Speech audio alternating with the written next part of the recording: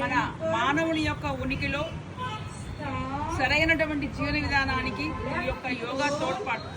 అంటే yoga is invaluable Indian ancient tradition. It embodies body and mind, thought and action, and harmony between man and nature. By changing our lifestyle and creating consciousness, it can be help us change with the body lifestyle మొత్తం కూడా change చేసే అవకాశం అనేది యోగాకు ఉంది.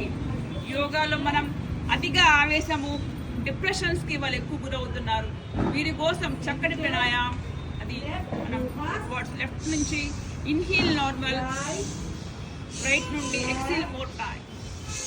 This is called Chandravedi pranayama or చంద్రస్వరము. It will be helps us to controlling your emotions, controlling your angriness. వీటన్నిటిని కూడా control చేస్తూ మైండ్కి మంచి ఆలోచనలు వస్తాయి. మనకి ఎలాంటి రావాలి అంటే ఆలోచన అనేది మనకు వచ్చే థింకింగ్ వల్ల మనం బాగుండాలి, మన వల్ల పక్క వాళ్ళు బాగుండాలి తప్ప మనకు వచ్చే ఆలోచనలు పక్క వారికి మనస్తాపానికి గురి చేసే విధంగా ఉన్నాయి అంటే మాత్రం ఇట్ ఈస్ నాట్, మనకి ఏ రకంగా కూడా అది మంచిది కాదు.